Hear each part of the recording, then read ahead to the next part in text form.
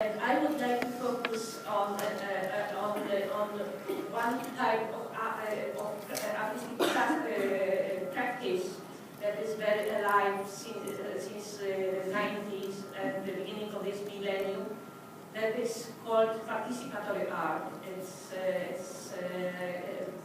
quite new practice, and it's even a little bit difficult to define it precisely. So I decided to be based on two definitions. The first of them is this one of Susan Lacey, when she describes one of involved in this type of practice as artist activist. According to Lacey, the starting point of this type of activity is to challenge a traditional artistic practice based on the work and comfort in his/her studio in isolation from the society. The artist activist creates new meanings and symbols in consensual cooperation with the public, selected social groups. This practice requires the use of skills and tools that have nothing to do with traditional methods of creating art. The artists have to face new challenges now: how to collaborate, how to develop multi-layered and specific audiences, how to cross over with other disciplines, how to choose sites that resonate with public meanings, and how to clarify visual and process symbolism for people who are not educated in art.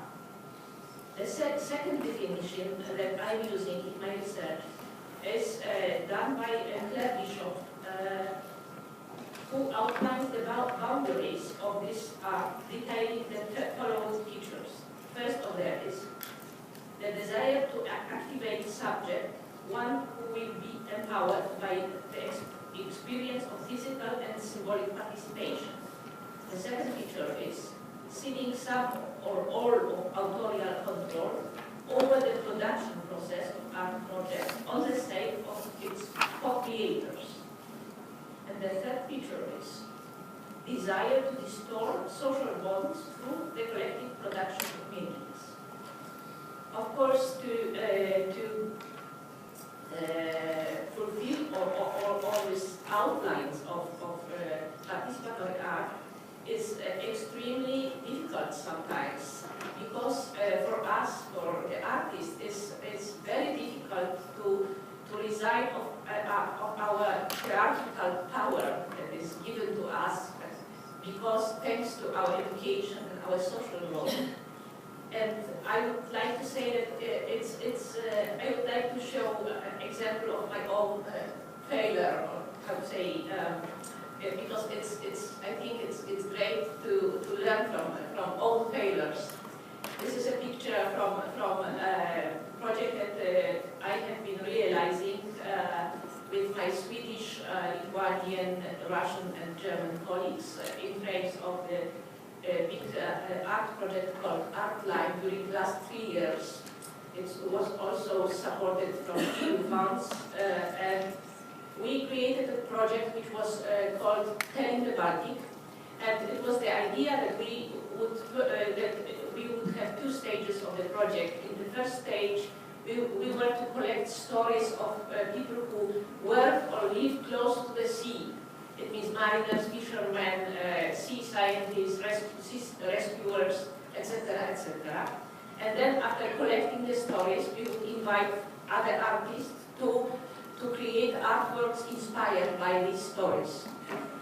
And in the beginning, it's a classical artistic strategy, this story collecting, story sharing. And in the beginning, we were feeling very well about our role, artistic role. And here with this project, we are giving voice to those who are unheard, usually, you know, and then we will make the problems of these people very visible, etc., etc. For example, my own role was I was interviewing fishermen and lighthouse officers. So one day I came to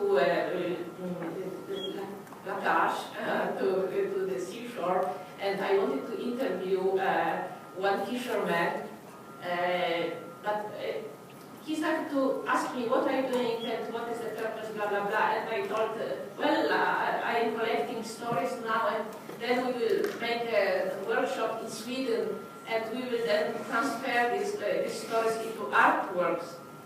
And he told me, well, actually, it's very interesting what you are doing, but if you are doing a project that is supported by EU and you make a workshop, actually, we also did a project with EU because we got funds for developing our small harbor for fishermen here. So I would like to join your project, and I would like to go with you for this workshop in Karlskrona in Sweden.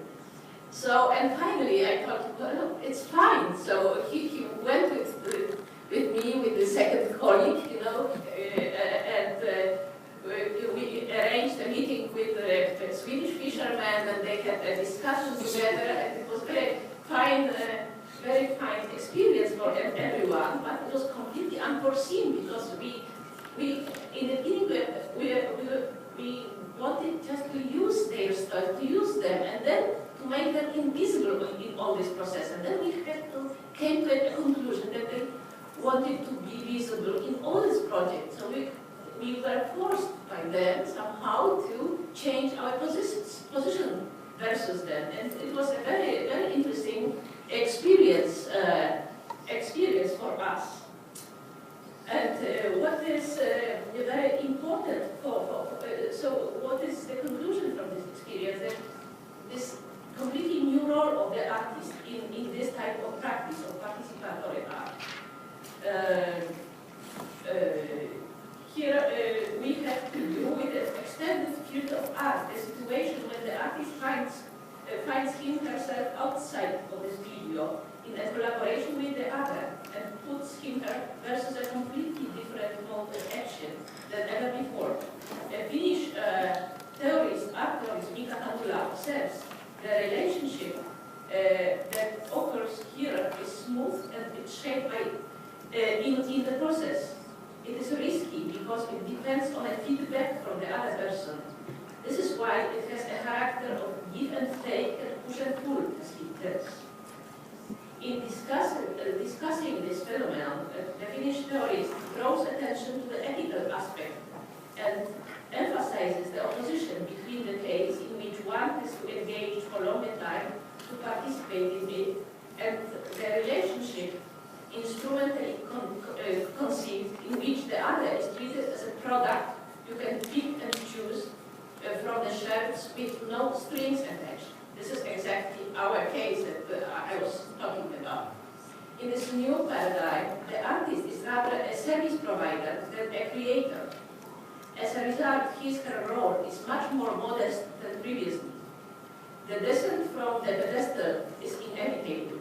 Moreover, it's also inevitable to retreat to the back line in order to encourage the intimidated, not having appropriate qualifications and skills, to take an active role and at least partial takeover of the artist's creative process. In a situation when the artist, instead of playing the role of the manufacturer of artistic objects, becomes a conscious actor on political scene, she should, according to Wolodzko, in regard to the public, adopt a role of a silent manager, director, in front of which there will appear completely new tasks. This could be, for example, negotiation, coordination, consensus building, explorations of local environment, promoting, organizing, conducting interviews, and also crossing these disciplines, finding suitable sites for the actions, creating readable symbols for uneducated audience.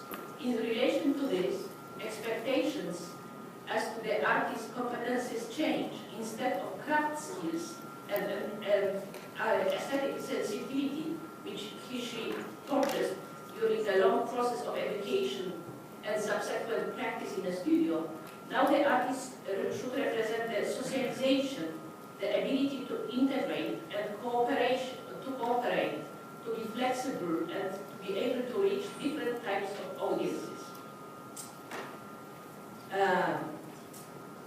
But in this new paradigm, the artist, as it was told, works outside of her studio. The artists go to the city space. and works in the city, as a lot of you have already told about. And of course, a goal of this type of activity is to increase the participatory culture and citizenship of the public, or of those who have not been yet the art public, because maybe they are not educated for that. But how to do that these uneducated passers-by citizens will participate in cultural life. I think that we cannot achieve it just out of sudden. There should be a certain atmosphere in the city. And I would say that there are, for me, at least two conditions of this atmosphere in the city to make this participatory culture citizenship possible.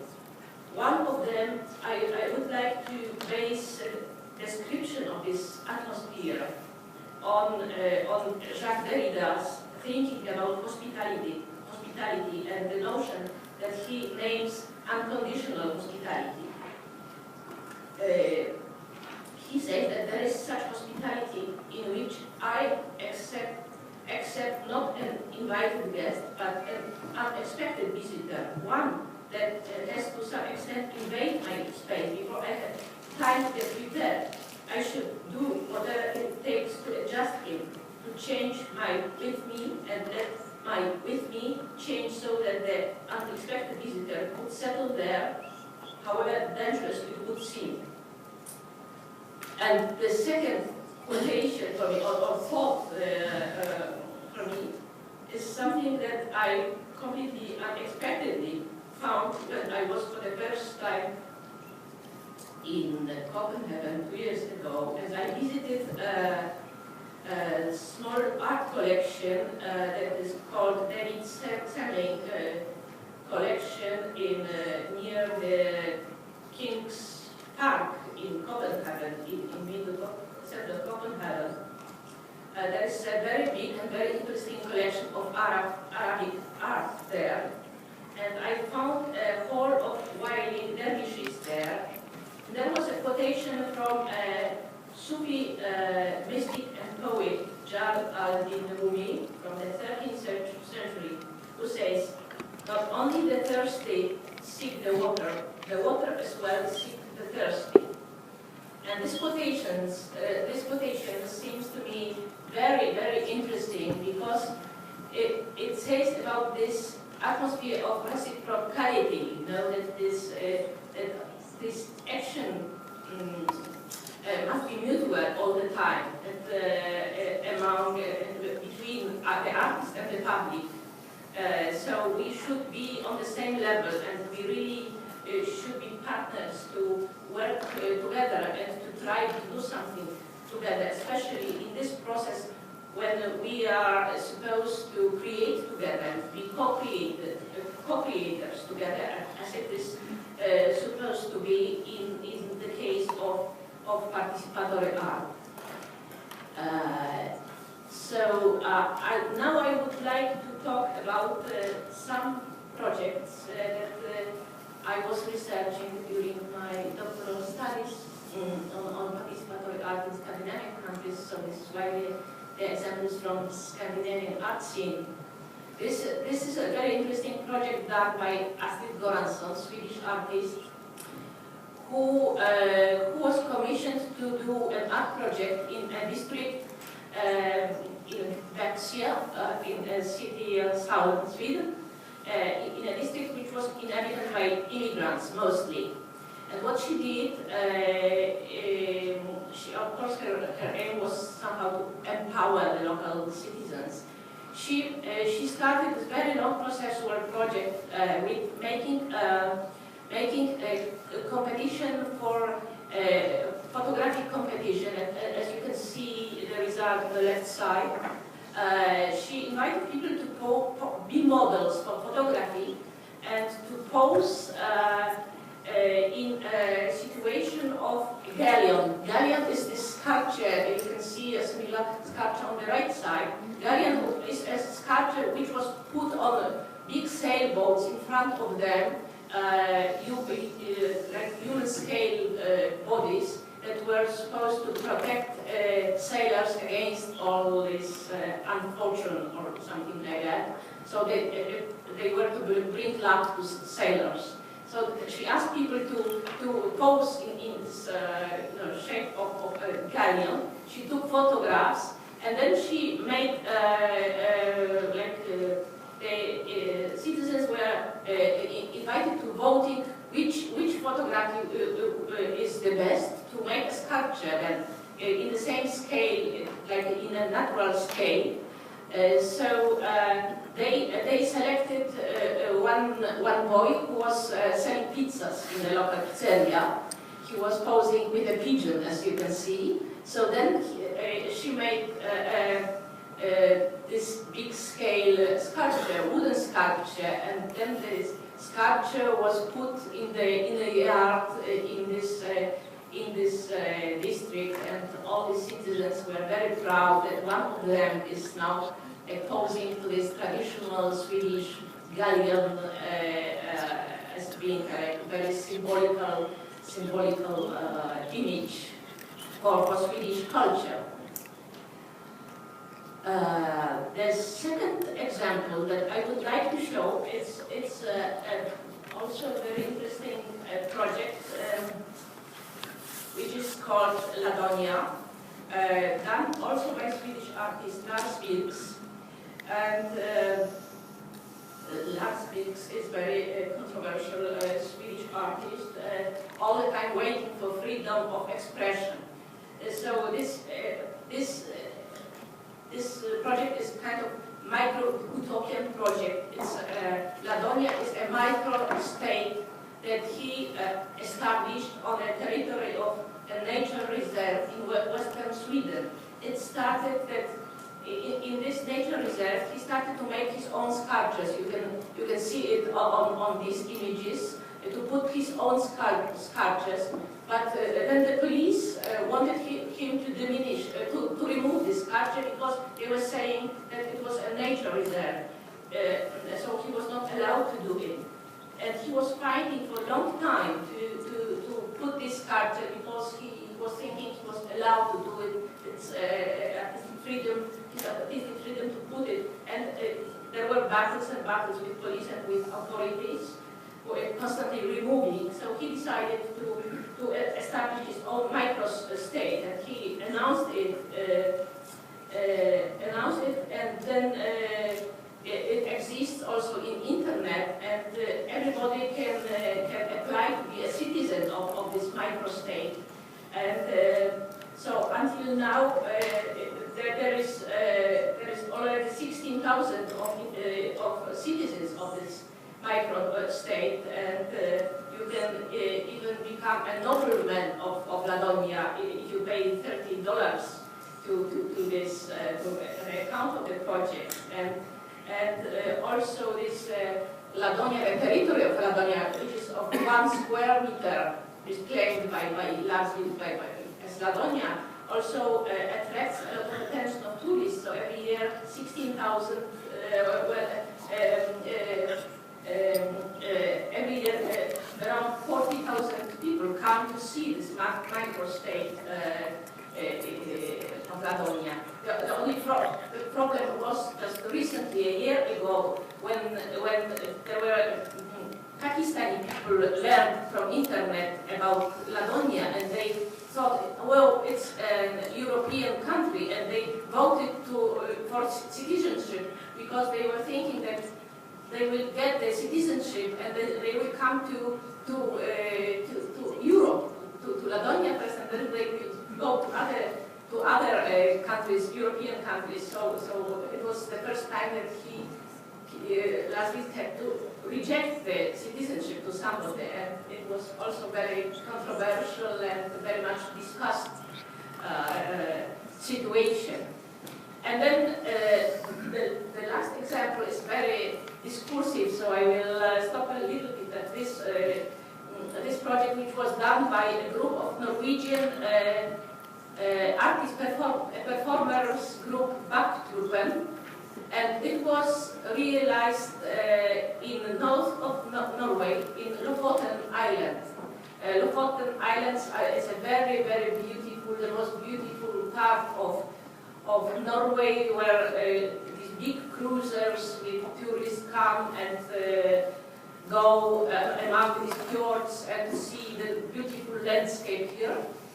And so the authorities in Norway decided to make a kind of festival of art in public space there for the second time in the beginning of this millennium, because 10 years ago there was such a project realized there, but according to a paradigm of this typical modernistic abstract sculptures which were put in several places, in several towns and villages in this region.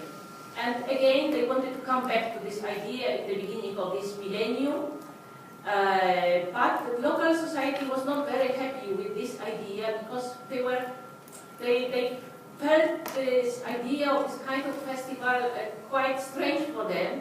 They didn't identify themselves with the form of abstract sculptures. They felt this abstraction abstract aesthetics was very strange for them. So local people were not very enthusiastic with them. One of the projects which was commissioned to be done by Truppen was commissioned for a small fisherman village. And what was told to the local inhabitants, that there would be a sculpture given as a gift to local community. And they were supposed to vote if they wanted to keep the sculpture or not. Because they were and nothing was told what kind of sculpture it would be. So they were expecting to get a gift of another abstract sculpture, and everyone there was very skeptical about, and rather everybody was sure that they would reject to get this gift. And the sculpture arrived, and it was covered with this kind of cloth, so nobody knew what was under that. And but when they uncovered the sculpture, you can see the situation on the right side. Everybody saw that it was like a human body represented. So it was not an abstraction. It was a representation of a tourist, typical tourist or anthropologist even, a very simple, quite ugly sculpture, because the Truppen, they were performers, not sculptors, so they made it very roughly, just with an axe or something like that. They didn't care very much about the shape of this sculpture, because they were completely convinced that it would be rejected. So the artists had a plan that if it is rejected, that they would officially put it to the water, sink this sculpture. And they were so much prepared for this that it would be rejected, that they already prepared cranes to just put it to water, and they were prepared to make a film out of this. And because they were invited to kind of art biennale after that, already on this occasion of the second exhibition, they wanted to show a film of this action, that it would be rejected and then it would be sink into the water and blah blah blah. But when the local communities saw that the sculpture was a human body, not an abstraction, they liked this sculpture, so they decided to keep it. And this was completely unforeseen for the artists. They were astonished, and they didn't want to agree, because they already decided to make a film and to have that film for the next show. So they closed themselves in their car, and they were discussing some hours what to do, how to meet with this situation.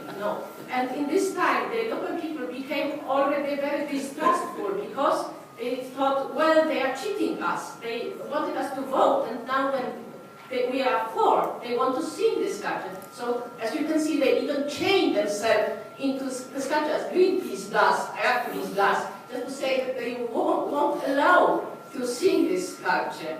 And then they started to be very angry and just bombed, this kind of their car, and finally the artist had to come out from the car and announce that, well, if you want to keep this sculpture, well, we will agree, and then they were discussing about the place where the sculpture should be situated, and they made the decision about the place, they transported to the place, and the sculpture stays there until now. And now when these big cruisers come with tourists, they come and they see the seashore with the sculpture. So the sculpture is now kind of symbol of this small fisherman village now, and everybody is very proud to have this type of sculpture. And so this example is very, very good to show how many dangers are in this, for this artist with this type of practice also, how hard is to step down from this hierarchical position of the artist. And there are also some other dangers also with this artists who take this political role, and how, in what way they are involved in some political life. And but maybe it's a question for further discussion also, this political role and political attitude of the artist, and what are the expectations of art from the side, both from the side of artwork, but also from the side of politicians.